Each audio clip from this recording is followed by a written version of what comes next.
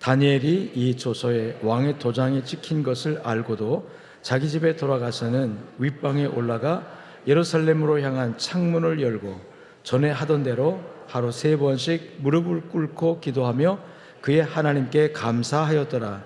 그 무리들이 모여서 다니엘이 자기 하나님 앞에 기도하며 간구하는 것을 발견하고 이에 그들이 나아가서 왕의 금령에 관하여 왕께 아뢰되 왕이여, 왕이 이미 금령에 왕의 도장을 찍어서 이제부터 30일 동안에는 누구든지 왕 외에 어떤 신에게나 사람에게 구하면 사자굴에 던져넣기로 하지 아니하였나이까 하니 왕이 대답하여 이르되 이 일이 확실하니 메대와 바사에 고치지 못하는 규례니라 하는지라.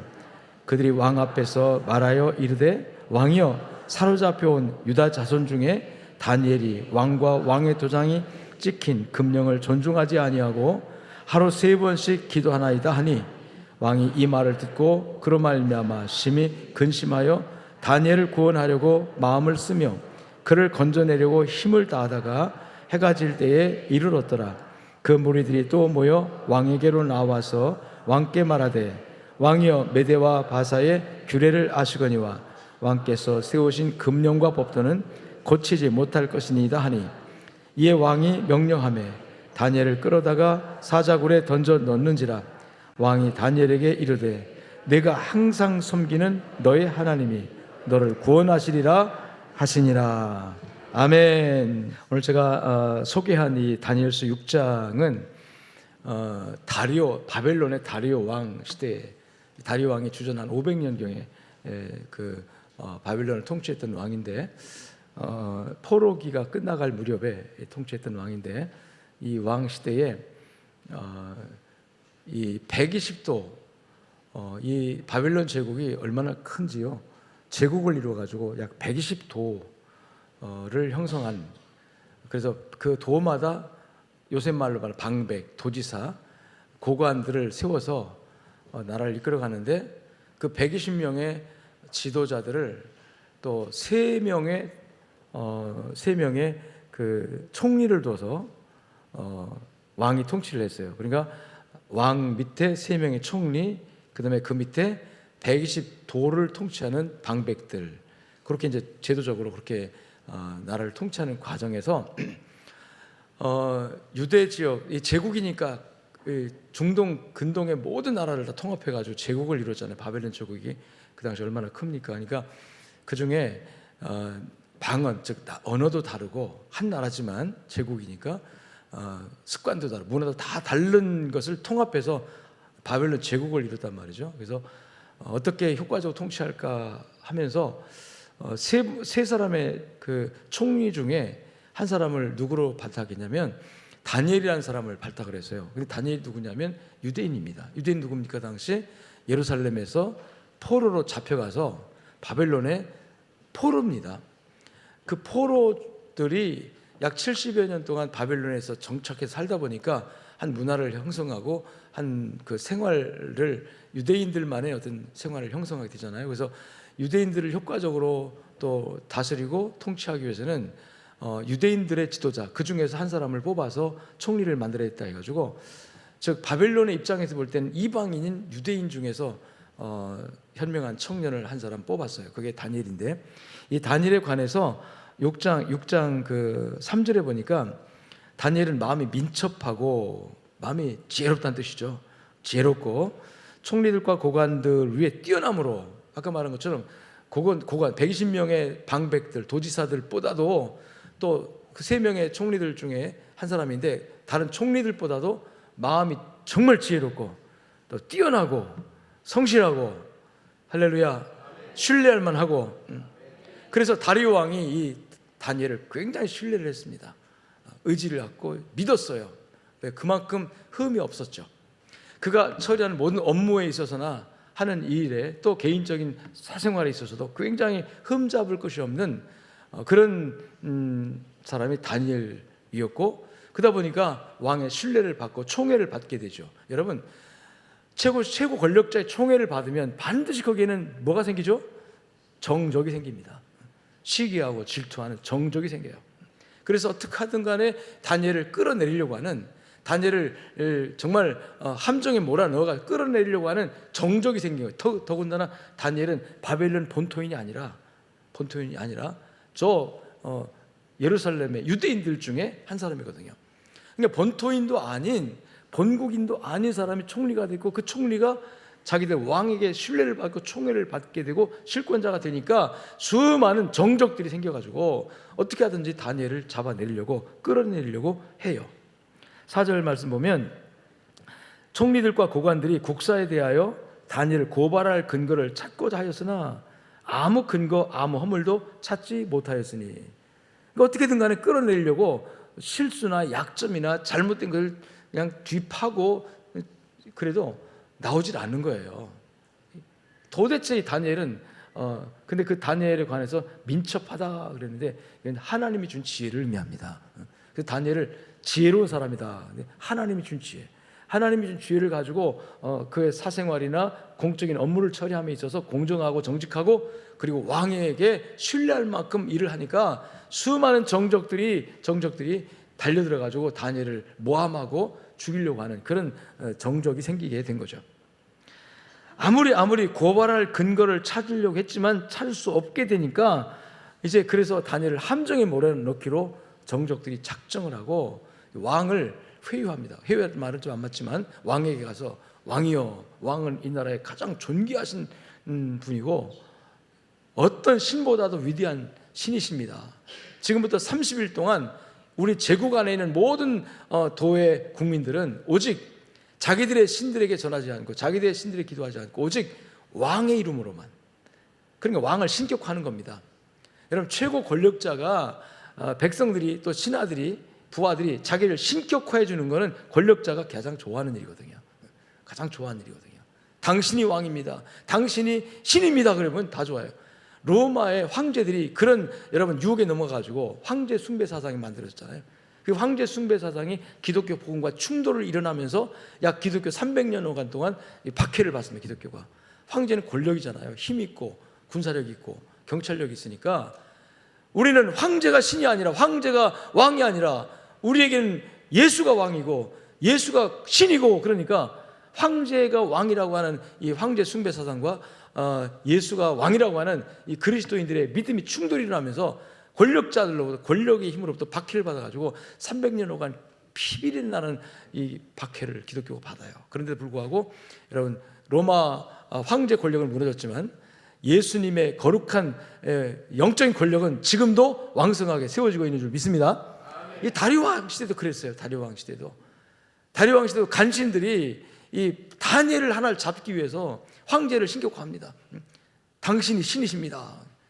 지금부터 30일 동안 한시적인 법을 만드는데 특별법이죠. 그러니까 특별법에 어떤 조항을 넣냐면 지금부터 30일 동안은 누구든지, 이 나라의 백성들은 누구든지 어떤 신하든지 막론하고 오직 다리오 왕에게만 절하고 다리오 왕에게만 기도하고 다리오 왕에게만 예배하는 법을 만들었어요. 자, 그러니까 그 법이 의도하는 바를 모르는 다리오 왕은 자기를 높이는 줄 알고 기분이 좋았죠. 그래서 아무 생각 없이 그 왕의 도장을 딱 찍어가지고 그 법을 공포를 해버립니다. 그래서 그 나라에 지금 이제 한시적인 법이에요. 특별 조치법이죠. 그러니까 한시적으로 다리오 왕만 신이다, 이런 신앙 고백을 국민들로 하여금 하도록, 그래서 절대로 다른 신에게 예배하면 안 되고 또 기도해도 안 되고 오직 다리오 왕이 신이다.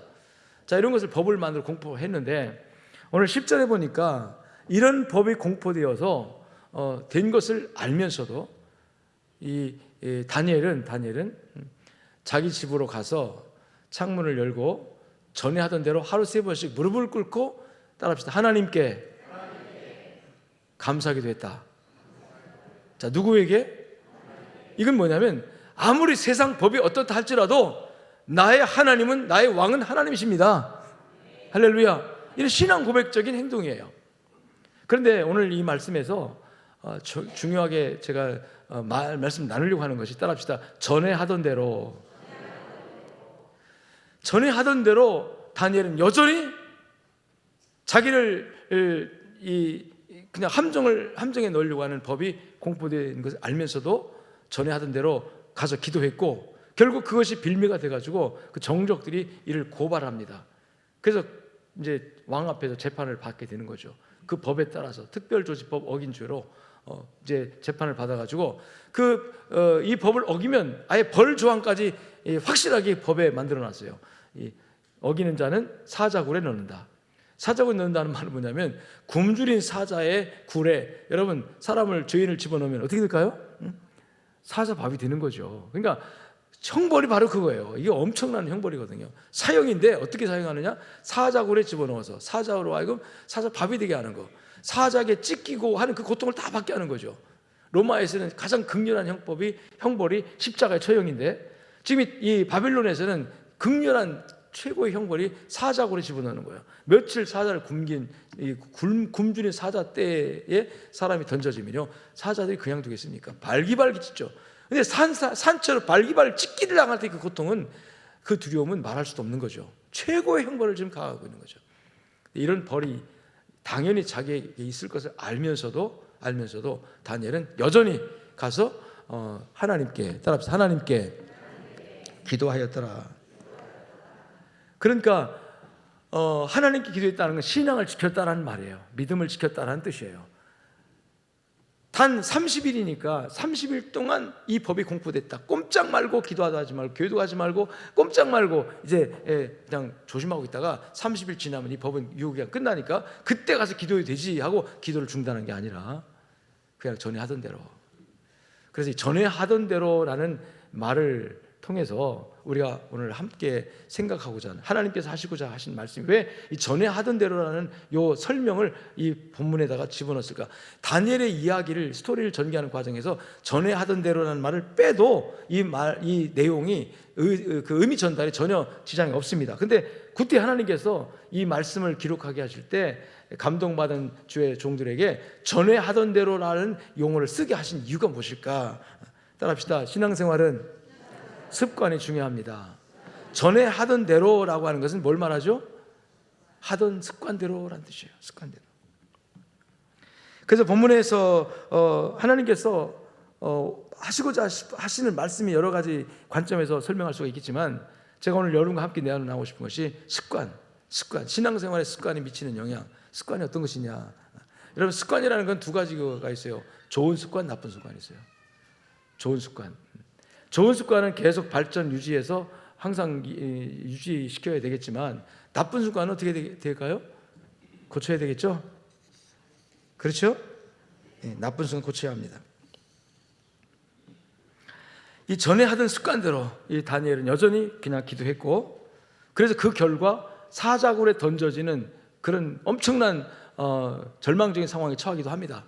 근데 그 전에 하던 습관이 결국은 하나님의 살아계심을 증명하고 하나님께서 이 사자의 입을 막으셔서 봉하셔서 털끝 하나 다니엘을 상하지 않도록 하나님 지켜주셨잖아요.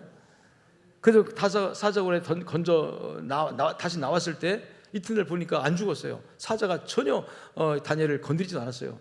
결국 끄집어내가지고 하나님이 하셨다, 하나님 살아계신다라고 간증이 되어지는 놀라운 역사가 일어난 거죠.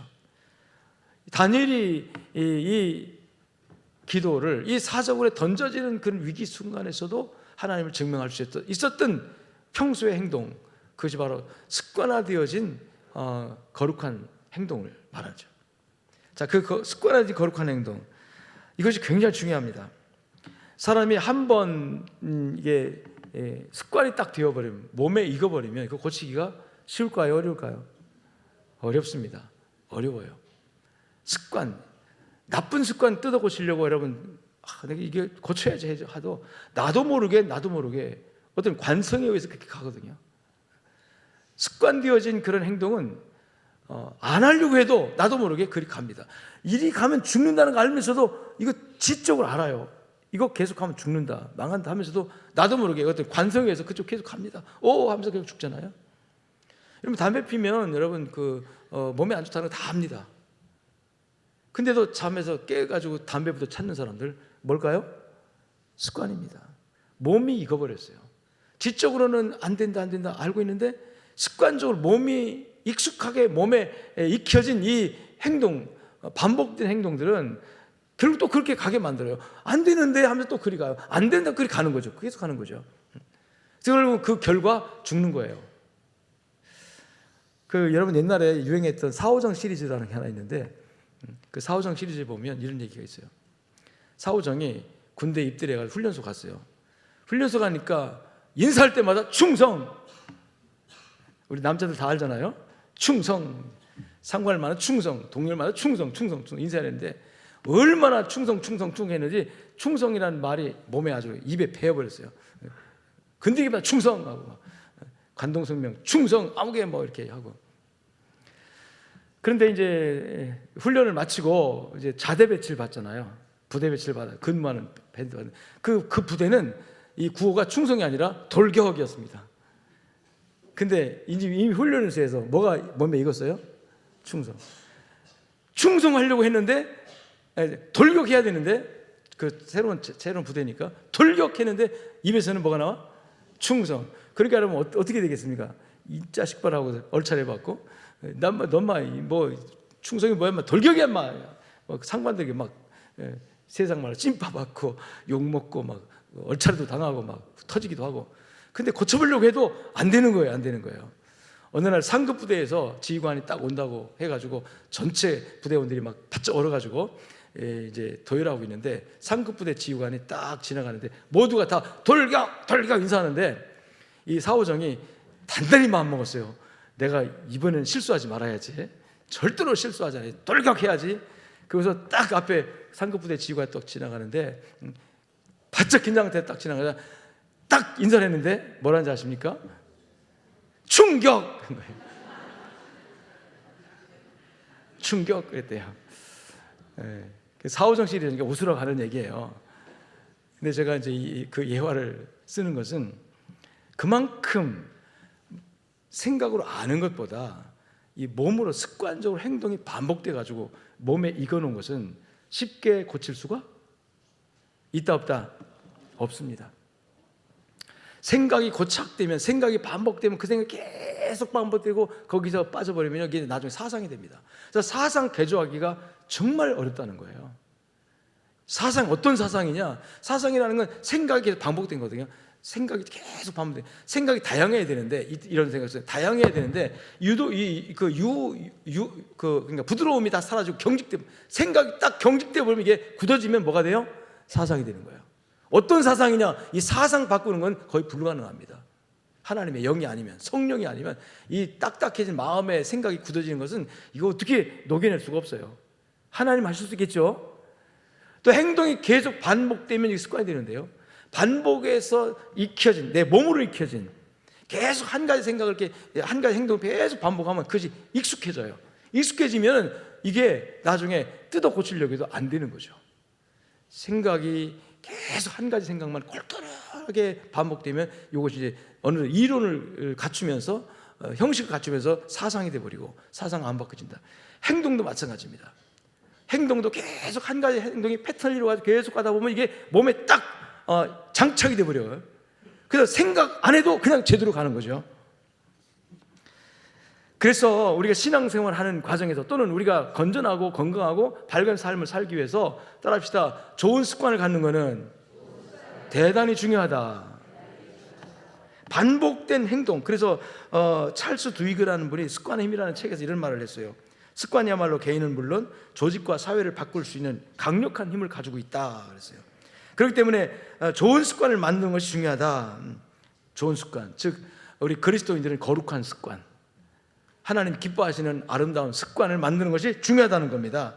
행동에 씨앗을 뿌리면, 씨앗 뿌리는 거는 이게 습관이죠. 반복되는 거. 그 다음에 행동의 씨앗을 계속 뿌리면은 습관의 열매가 맺혀진다는 거예요. 습관의 씨앗을 계속 뿌리면 성격의 열매, 성품이 그렇게 형성돼 버리고, 성격의 씨앗을 계속 뿌리면 결국 운명의 열매가 열리다. 운명이라는 말은 기독교 용어 아닙니다. 운명이라는 건 어떻게 할 수 없는 정해진 것을 말하잖아요. 근데 우리는 기독교 용어로 쓸면 운명은 따집시다. 하나님의 섭리, 하나님의 계획 이렇게 말하거든요. 근데 하나님은 우리를 창조하실 때 자유의지를 가지고 있는 존재로 창조했어요. 우리를 로봇으로 만든 게 아니에요.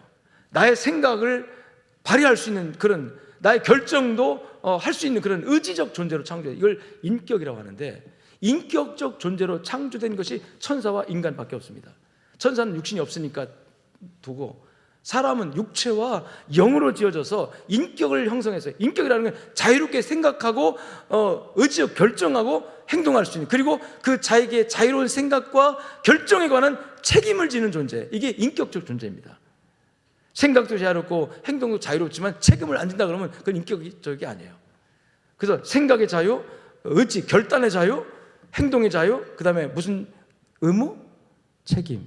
책임까지 부여된 존재, 이게 인격적 존재거든요. 하나님께서 여러분의 삶 현장에서 뭔가를 딱 작정하셨어요. 계획하셨어요. 그건 우리가 볼 때는 운명입니다. 하나님 정하셨으니까. 그런데 그 하나님의 정하신 것이 하나님의 목적대로 성취하는 과정에서 우리의 생각, 우리의 의지적 결단, 우리 행동을 전혀 무시하지 않는다는 거예요. 하나님께서 우리의 생각, 결단, 행동을 다 감안하셔서 결론적으로는 하나님의 목적 안을 이루십니다. 결론적으로 하나님의 뜻을 이루시고 하나님 영광을 받으시는데, 그 과정에서, 하나님의 뜻을 이루는 그 과정에서 여러분의 생각, 여러분의 행동, 여러분의 어떤 결단, 의지적인 행동에 관해서 하나님 다 우리에게 인격적인 존재로 보장해 주시고 인정해 주시고, 또 그 열매에 관해서 하나님께서 여러분 우리에게 보장해 준다는 거 기억하실 줄 축원합니다. 그래서 모든 행동의 시발점이 되는 생각 중요합니다. 좋은 생각 중요합니다. 그리고 그 생각에 의해서 어떤 행동을 하는데 나쁜 행동이냐 좋은 행동이냐, 다시 말하면 그것이 반복되면 습관이 되잖아요. 좋은 습관이 만들어졌느냐 나쁜 습관이 만들어졌느냐, 이것이 결국 하나님의 뜻을 이루는 일에 엄청나게 중요하다는 거죠. 여러분, 이 다니엘의 예를 들어보면 따라합시다. 전에 하던 대로 행동의 패턴이 있다는 거예요. 전에 하던 그 행동이 지금 계속되고 있다는 거죠. 이것은 미래에도 그렇게 될 거라는 것을 암시하고 있습니다. 근데 지금 문제가 뭐냐면, 지금 전에 하던 대로 그 계속 습관이 되어진 그 행동을 계속할 수 있는 상황이 아니에요. 지금 만약에 그 행동을 계속하면 어떤 결과가 주어지냐면 사적으로 던져줘야 되는 결과가 이미 보여지는 거예요. 그런데도 불구하고 멈추지 않고 전에 하던 행동을 계속했다. 여기에 따라합시다. 거룩한 관성이 작용하고 있다. 한번 따라서 하시죠. 거룩한 관성. 관성이라는 말이 여러분 이해가 되시겠지만, 여러분 우리가 100km로 차를 막 몰고 가다가 100km 몰고 가다가 악셀을 팍 밟고 100km 쫙 가다가 길에서 브레이크도 안 밟고 악셀 안 밟고 그냥 가만히 있어요. 차 나갑니까 안 나갑니까? 나갑니다. 그때 나가는 힘, 엔진이 안 돌아가도 나가요. 왜 그럴까요? 관성이에요. 관성의 법칙이에요. 달려온 만큼, 에너지를 쓴 만큼 그만큼 나갑니다. 그래서 우리가 신앙생활에 있어서 영적으로 이 관성을 갖는 게 중요한데, 좋은 습관을 만드는 것이다. 좋은 습관을 만들어서 어느 상황이 악화되고 나쁜 일이 생겨도 그 좋은 습관의 관성에 의해서 여전히 좋은 습관을 계속하게 만들면 그게 바로 복받는 길이고, 그것이 바로 하나님의 능력을 경험하는 놀라운 역사의 순간이다. 그러니까 전에 하던 대로라고 하는 것이 이 거룩한 습관, 좋은 습관. 그래서 오늘 다니엘의 이야기를 통해서 우리가 신앙생활할 때 이 거룩한 습관을 만들어야 되는데, 어떤 거룩한 습관을 만들어야 되느냐, 어떤 거룩한 관성을 우리가 가지고 가야 되냐. 여러분, 가다가 문제는 딱 멈추는 거인 관성이 없는 거예요. 갑자기 코로나가 터졌잖아요. 우리 늘 예배 모이고 늘 했는데 갑자기 코로나 딱 터져서 예배 모이지 마라 그러니까 딱 멈췄어요. 온 교회 멈췄어요. 그런데도 영적인 거룩한 관성이 있는 사람들이 모였습니다. 할렐루야. 또 설령 못 모이면 어떻게든 간에 예배 드리려고, 예배 안 드리면 안 되니까 하려고, 그 관성 때문에 아무리 조건이 안 좋아도 예배 드렸습니다. 아멘. 이 영적인 관성을 내가 좀 유지하고 있는가, 이걸 계속 가져갈 수 있는가 하는 문제인데, 오늘 이 다니엘은 평소에 그가 지혜롭고 정직하고 성실해서 다리오 왕으로부터 신뢰를 받았고, 그가 이방 민족으로서 총리가 되어서 최고봉에 올라갔잖아요. 그래서 많은 시기와 질투의 대상이 됐고, 많은 사람들이 다니엘을 모함해서 끌어내리려고 했지만, 그럼에도 불구하고 그는 여전히 평소에 늘 세 가지 습관을 합니다. 좋은 습관을, 행동의 패턴을 가지고 해요. 그리고 그것을 지금 멈출 수밖에 없는, 멈춰야 되는, 그것도 여러분 아주 매력적입니다. 한시적인 법이에요. 이 법이 30일 동안이에요. 영원히 하지 말라는 것도 아니고 30일만 하지 마라. 30일 동안, 앞으로 30일 동안만 다리오 왕만 섬겨라. 다리오 왕이 신이다. 너희가 믿는 어떤 신도 신이 아니다. 그러니까 너희 종교, 너의 신앙, 너의 모든 그 다 내려놓고 이 30일 동안은 오직 다리오 왕만 높이자. 다리오 왕의 신이라는 고백만 하자. 그런 아주 매력적인 30일만 안 하면 되는 겁니다. 그런데 그 30일 동안 이 다니엘은 지금까지 해오던 것을, 거룩한 습관을 포기하지 않습니다. 여전히 합니다. 그걸 뭐라고요?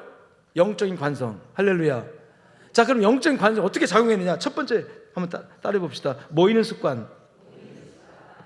10절 말씀해 보니 다니엘이 이 조서에 왕의 도장이 찍힌 것을 알고도 이 특별법이 발표되어 있습니다. 지금 왕의 도장이 찍혔어요. 이건 돌이킬 수가 없는 법이에요. 이미 공포가 됐습니다. 근데 다니엘이 알아요, 그거를. 그럼에도 불구하고 자기 집에 돌아가서, 아마 그 법이 공포되는 날이었을 겁니다. 공포됐어요 지금. 그런데 알면서도 자기 집에 돌아가서 예루살렘으로 향한 창을 열고 전에 하던 대로, 그러니까 오늘만 하는 게 아니죠. 전에 여전히 하던 대로 하루 3번씩 무릎을 꿇고 기도하여. 그러니까 이 전에 하던 대로 어떤 행동을 했습니까? 하루 3번씩 무릎을 꿇고 기도하는 거. 할렐루야, 할렐루야. 근데 그날 어떤 행동을 해요? 예루살렘을 향하여. 이 예루살렘을 향했다는 의미가 뭘까? 예루살렘이 어디입니까? 예루살렘은 하나님의 성전이 있는 곳이고, 성전은 하나님이 거하시는 곳이고, 성전 안에 지성소에 하나님의 임재의 상징인 법궤가 있고, 그 위에 하나님이 임재한다. 이게 유대인들의 중심 사상입니다. 그래서 유대인들은 구약시대에 예배 드리려고 하면, 하나님을 만나려고 하면 어디로 갑니까? 성소에 갔어요. 성전에 갔어요. 그래서 성전을 따라합시다. 하나님의 이름을 두시려고 지정된 곳, 택하신 곳. 아멘. 신명기 12장 5절에 이 성전이 어디냐면 하나님께서 자기 이름을 두시려고 모든 지파 중에서 택하신 곳인 그 계실 곳. 그러니까 이 성전, 예루살렘 성전은 하나님의 이름을 두려고 택하여서 하나님 지정한 장소예요. 그래서 유대인들은 하나님 만나려고 하면 이 성소에 갔습니다. 하나님 만나려고 하면 이 예루살렘에 갔고, 예루살렘의 성전에 갔고, 성전 지성소에 하나님 계시기 때문에 거기 가서 하나님을 배우러, 하나님을 만나러. 구약 시대는 그 예배거든요.